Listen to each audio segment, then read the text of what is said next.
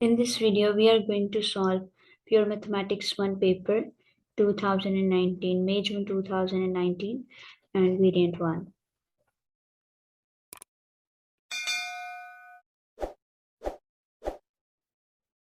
Question 1 is the term independent of x in the expansion of 2x plus k over x raised to the power 6, where k is a constant, is 540.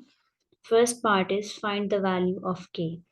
Again इसमें भी the term independent of X आ रहा है. Previous भी papers में हम discuss कर चुके हैं कि जहां भी टर्म इंडिपेंडेंट ऑफ एक्स की बात है इसका मतलब ये होता है X raise to the power zero. So term independent of X का मतलब होता है X raise to the power zero and we will use this information in the solution.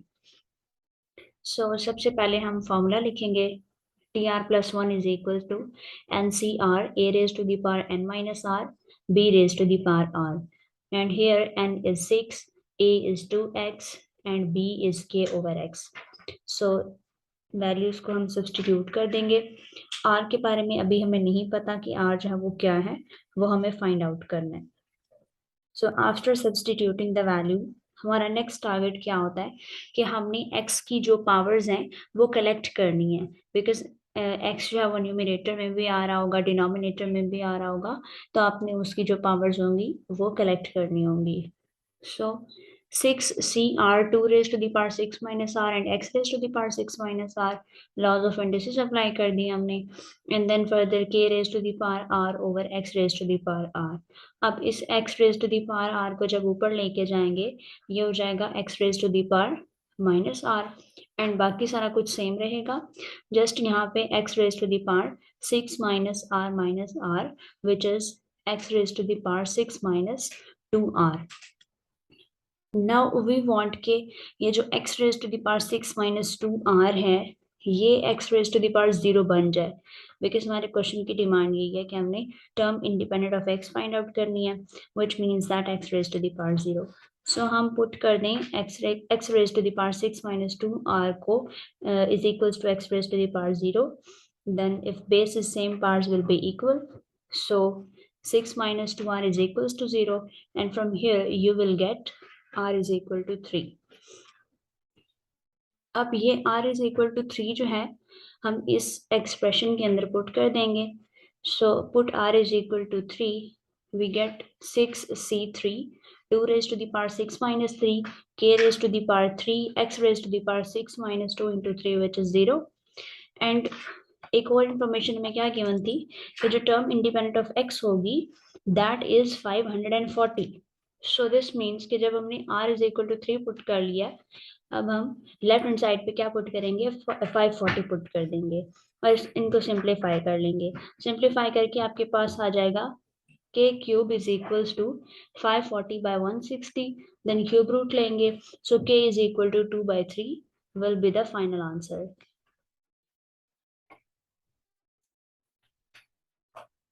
Second part, for this value of k, find the coefficient of x square in the expansion. अब k की जो value है वो put कर दें जो हमें given expansion है which is 2x plus k over x raised to the power 6. और सो इसमें हम k is equal to 3/2 put कर देंगे एंड हमने अब उसकी एक्सपेंशन के अंदर कोफिशिएंट ऑफ एक्स स्क्वायर जो है ना वो फाइंड आउट करना है. ठीक है.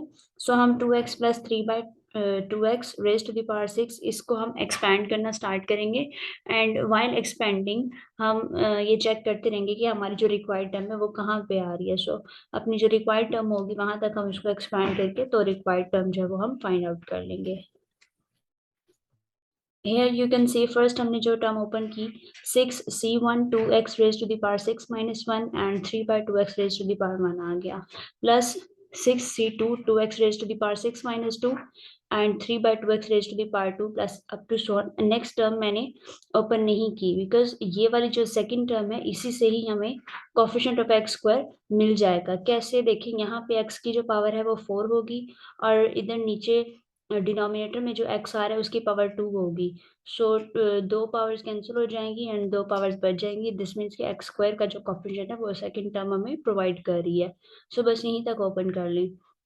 एंड अगर आपको एक्सपैंड किए बगैर वैसे भी आइडिया हो रहा है अगर कि सेकंड टर्म पे ये टर्म जो है वो हमें प्रोवाइड हो जाएगी तो आप उसको डायरेक्ट भी लिख सकते हैं. ठीक है। So after simplifying we get कि जो कोफिशिएंट ऑफ एक्स स्क्वायर है वो क्या है, 540 है। सो 540 is the answer for this second part. And इसी क्वेश्चन को करने की अनदर अप्रोच भी है कि TR+1 वाले फॉर्मूले से भी आप इसको कर सकते हैं, कि अगर आपको आइडिया हो गया है कि ये सेकंड टर्म बनेगी, तो आप TR+1 वाला फॉर्मूला लिख के उसमें R is equal to 2 substitute करके बाकी सारी वैल्यूज लगा के तो वहां से भी ये जो कॉफिशिएंट है वो बता सकते हैं। Next is question 2. The line 4y is equal to x plus c, where c is a constant, is a tangent to the curve y square is equal to x plus 3 at the point P on the curve. First part is find the value of c. इस तरह के questions हमने पहले भी discuss किए हुए हैं।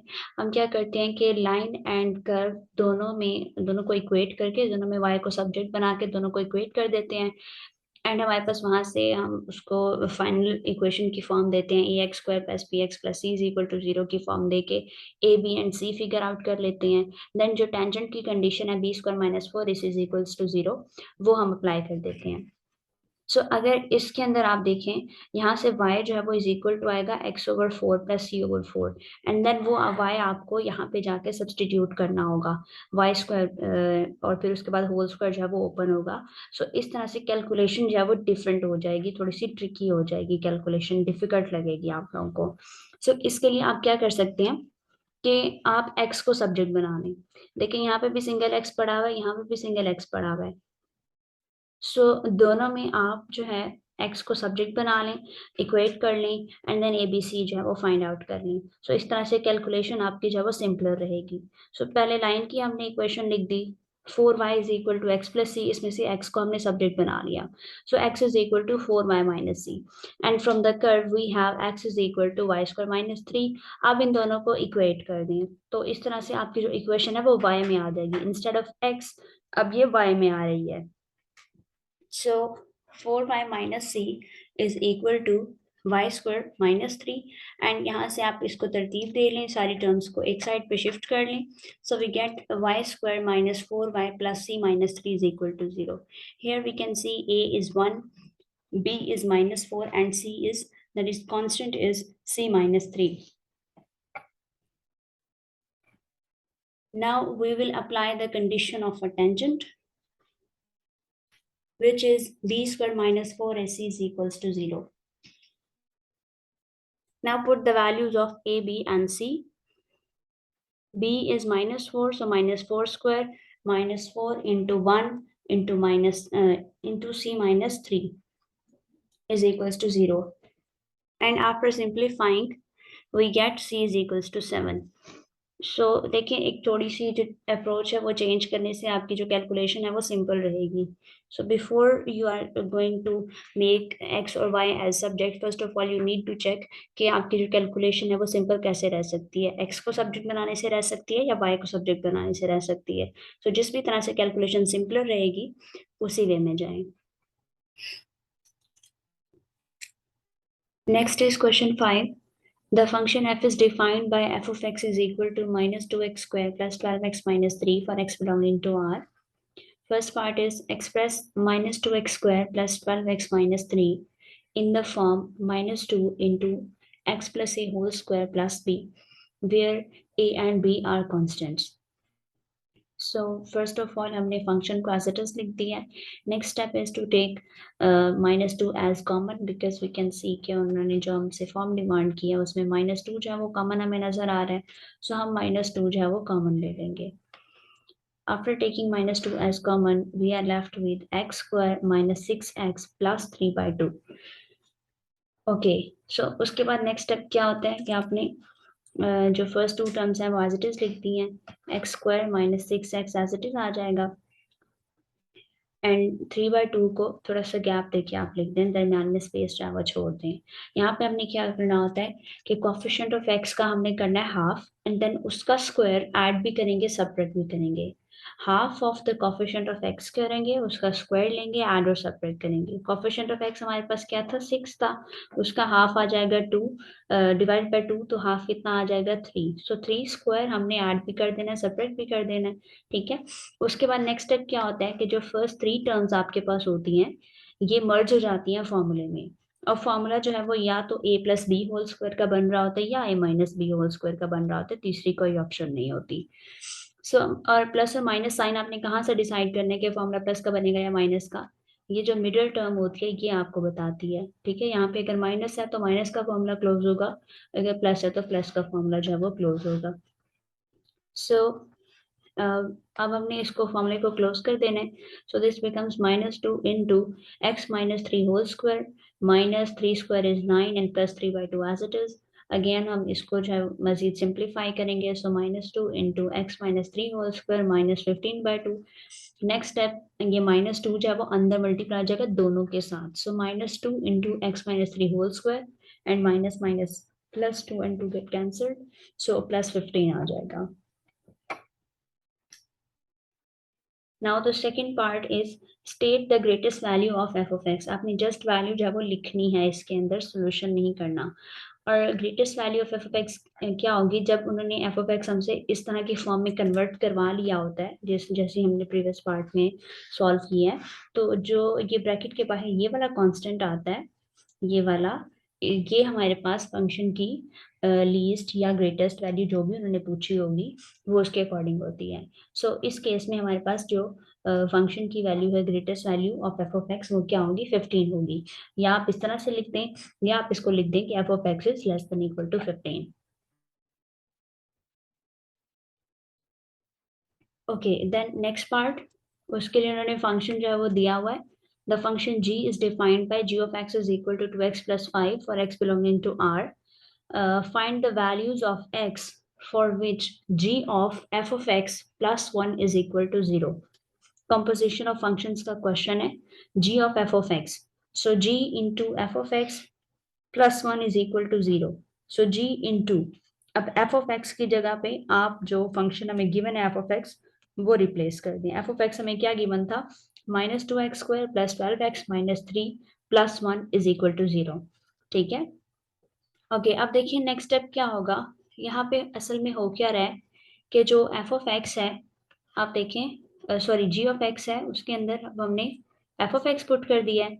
Now ji of x की जगह ये बन गया जी of -2x² plus 12x minus 3।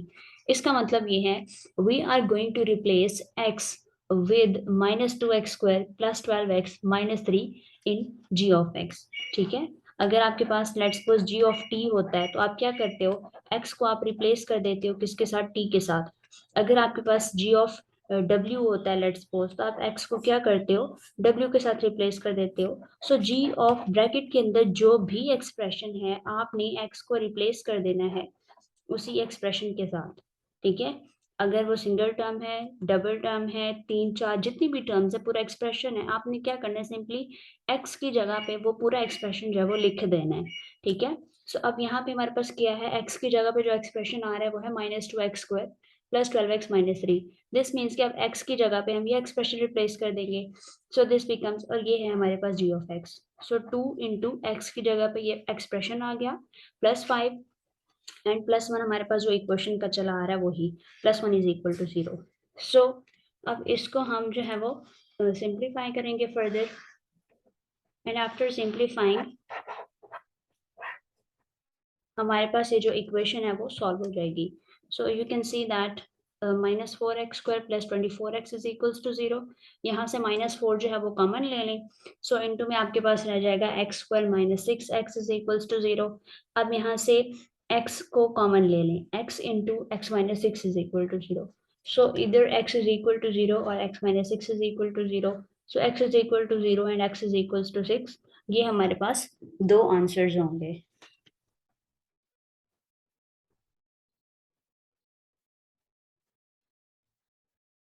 Next is question 6, part 1. Prove the identity 1 over cos x minus tan x whole square is equal to 1 minus sin x over 1 plus sin x. So take the left hand side left hand side is 1/cos x minus tan x whole square. अब हम यहाँ पे क्या कर सकते हैं, tan x की identity apply कर सकते हैं। ठीक है, tan x किसके इक्वल होता है, sin x/cos x के इक्वल होता है। सो इसकी जगह पे पुट कर दें sin x/cos x एंड बाकी सारा as it is. Next step is to take the LCM. So LCM ले लें, एलसीएम आ जाएगा cos x एंड न्यूमरेटर में बन जाएगा हमारे पास 1 minus sin x and then whole square. अब ये जो होल स्क्वायर है ये न्यूमरेटर पे अलग अप्लाई हो जाएगा एंड डिनोमिनेटर पे ये सेपरेटली अप्लाई हो जाएगा। सो हमने सेपरेटली दोनों पे स्क्वायर जो है वो अप्लाई कर दिया है। न्यूमरेटर को एज इट इज रहने दें। cos x होल स्क्वायर का मतलब है कि ये है cos स्क्वायर x। सो इसको हमने cos स्क्वायर x लिख दिया है। Next we can use the identity which is cos square x plus sin square x is equal to 1। यहाँ से आप cos स्क्वायर x की वैल्यू निकाल के वो सब्सटीट्यूट कर दें। ठीक है, so 1 minus sine square x whole square over 1 minus sine square x हो जाएगा। ठीक हो गया। अब आपने क्या करना है, 1 को आप लिख सकते हैं एज ए 1 स्क्वायर। सो इसको लिख दें 1 square minus sine square x. तो आपके पास ये आइडेंटिटी नेक्स्ट अगेन बन रही है A square minus B square and इसको हम कैसे ओपन करते हैं, A plus B and A minus B. So ये आइडेंटिटी ओपन हो रही है, ये आइडेंटिटी लगा दें। So after applying this identity, we get 1 plus sin x into 1 minus sin x in the denominator. So एक जो 1 minus sin x है वो cancel out हो जाएगा and we are left with 1 minus sin x over 1 plus sin x which is the right hand side. So इसमें हमने basically तीन ही identities लगाई हैं। पहली हमने tan x की लगाई थी, ठीक है, उसके बाद हमने sign square x plus cos square x की लगाई है एंड देन हमने ए स्क्वायर माइनस बी स्क्वायर वाली आइडेंटिटी लगाई है। Okay, next is part 2। हमेशा याद रखना है कि जब आइडेंटिटी प्रूव करने वाला क्वेश्चन आता है ट्रिग्नोमेट्री का, तो जो सेकंड पार्ट होता है वो फर्स्ट वाले से ही कनेक्टेड होता है। फर्स्ट पार्ट में आपको आइडेंटिटी प्रूव करनी होती है, सेकंड पार्ट में आपको वही आइडेंटिटी यूज करके तो सेकंड पार्ट की जो इक्वेशन है उसको सॉल्व करना होता है। ठीक है, सो अब देखिए फर्स्ट पार्ट में जो इक्वेशन की लेफ्ट हैंड साइड है वो क्या थी, 1/cos x minus tan x and whole square। And next part में क्या है, 1/cos 2x minus tan 2x whole square। Just क्या डिफरेंस है कि पिछले क्वेश्चन में cos x था, tan x था, अब यहाँ पे हमारे पास क्या है, cos 2x है, sin 2x है। ठीक है, सो सोल्यूशन में भी वही चेंज आएगा कि जहाँ पे सोल्यूशन के अंदर हमारे पास सिर्फ sin x आ रहा था, अब हम इसके लिए लिखेंगे sin 2x। सो प्रीवियसली हम ये प्रूफ कर चुके हैं, उसी को यूटिलाइज कर देंगे। ठीक है, सो इस पूरे की जगह पे हम पिछली आइडेंटिटी का आंसर लिख देंगे बट विद लिटिल चेंज के हमने उसमें x की जगह पे रिप्लेस कर देना है 2x को। So this is 1 minus sine 2x over 1 plus sine 2x, this is equals to 1/3। Next step, cross multiplication कर दें।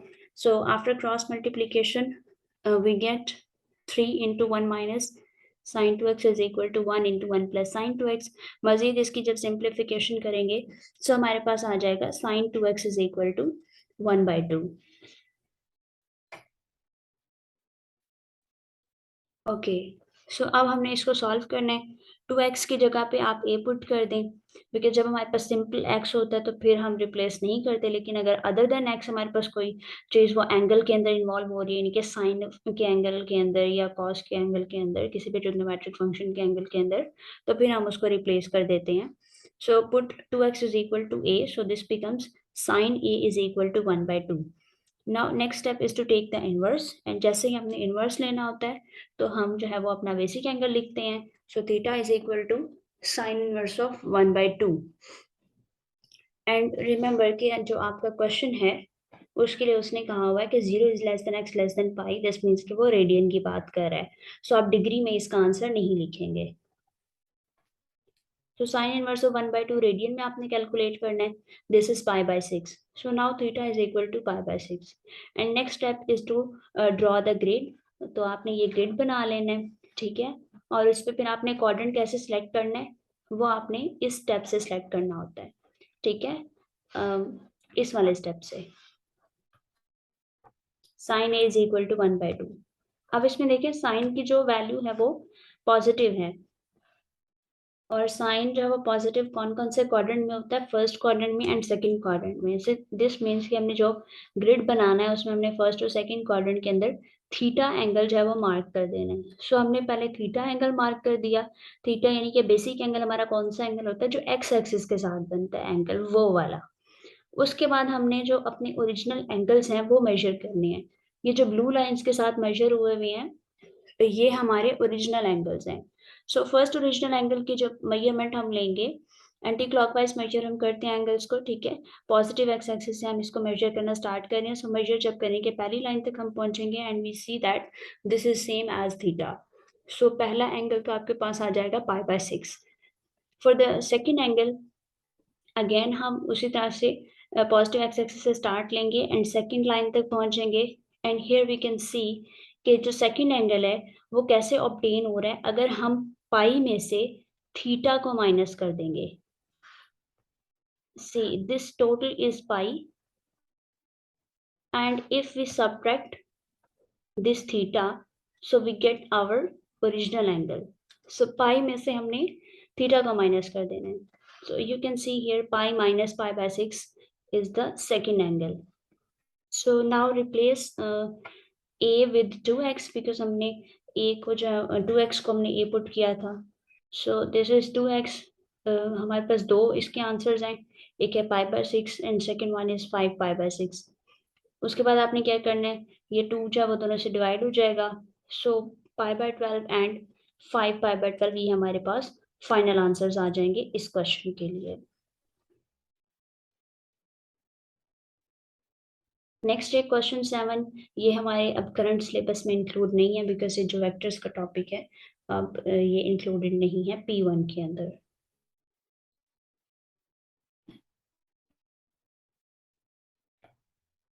And from question 8 onwards, you can check out the part 2 of the video.